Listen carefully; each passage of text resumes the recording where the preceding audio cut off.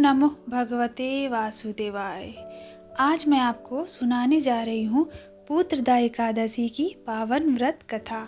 ये कथा भगवान विष्णु की कृपा और संतान सुख की कामना से जुड़ी हुई है।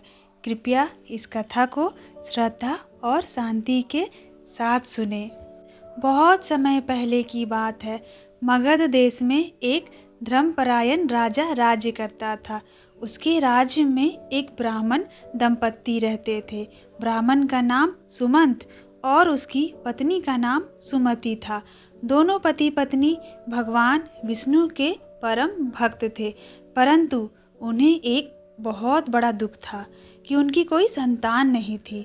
संतान ना होने के कारण वे दोनों बहुत दुखी रहते थे। समाज के ताने, मन की पीड़ा और भविष्य की चिंता उन्हें भीतर से तोड़ कर रख देती थी। उन्होंने अनेक यज्ञ किए, दान पुण्य किए और तीर्थ यात्राएं की, परंतु संतान सुख प्राप्त नहीं हुआ। एक दिन अत्यंत दुखी होकर वे दोनों वन की ओर चल पड़े।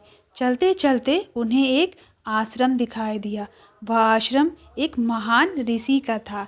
दंपत्ति ने ऋषि को प्रणाम किया और अपनी पूरी व्यथा उनके सामने रख दी।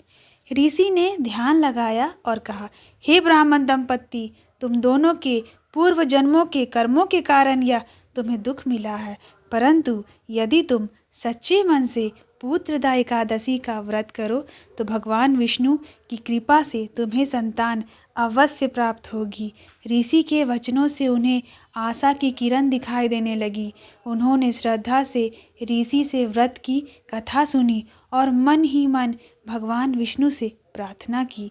समय आने पर पौष मास की शुक्ल पक्ष की एकादशी आई। उस दिन ब्राह्मण दंपत्ति ने पूरे श्रद्धा भाव से भगवान विष्णु की स्मरण किया। दिन भर संयम रखा और रात्रि में जागरण करते हुए विष्णु नाम का जप किया। उनकी भक्ति और विश्वास देखकर भगवान विष्णु अत्यंत प्रसन्न हुए। रात्रि में भगवान विष्णु ने उन्हें स्वप्न में दर्शन दिए और कहा, हे भक्तों, तुम्हारी श्रद्धा, धैर्य और विश्वास से मैं प्रसन्न हूँ। तुम्हें शीघ्र ही एक तेजस्वी और गुणवान पुत्र की प्राप्ति होगी। कुछ समय पश्चात ऋषि के वचनों और भगवान विष्णु के आशीर्वाद से सुमति गर्भवती हो गई। समय आने पर उसने एक स्वस्थ, बुद्धिमान और संस्कारी पुत्र को जन्म दिया। उस पुत्र के जन्म से उनके घर में ही नहीं, पूरे कुल में आनंद और सुख फैल गया।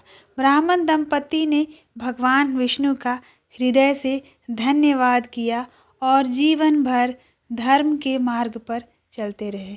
इस प्रकार पुत्रदा एकादशी की कथा यह सिखाती है कि सच्ची श्रद्धा, धैर्य और भगवान विष्णु पर अटूट विश्वास रखने से असंभव भी संभव हो जाता है। इसलिए सभी माता पिताओं को चाहिए कि वे इस व्रत को पूरी श्रद्धा और नियमों के अनुसार करें। अगर आपको मेरी ये कथा पसंद आई हो तो प्लीज़ लाइक, चैनल को सब्सक्राइब करें और शेयर करें। धन्यवाद।